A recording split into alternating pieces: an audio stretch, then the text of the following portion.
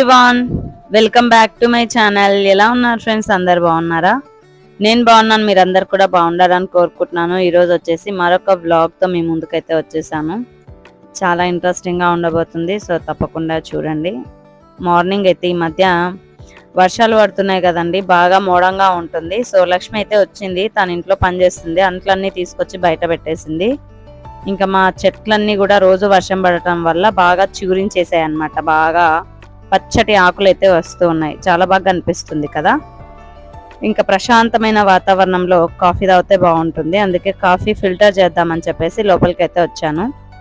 ఇది వచ్చేసి వెంకటేశ్వర కాఫీ పొడి, ఇదే మేము రెగ్యులర్గా వాడేది, చాలా టేస్ట్గా ఉంటుంది. కాఫీ పొడి అయిపోయింది, అందుకని చెప్పేసి ఈరోజు తెప్పించాను. ఇది వచ్చేసి మనము ఫిల్టర్ చేసుకోవాలి అంటే కనుక 3 టేబుల్ స్పూన్స్ వేసుకుంటే కాఫీ అన్నది స్ట్రాంగ్గా దిగుతుంది అనమాట. ఇందులో మనకి 2 రకాల కాఫీ పొడి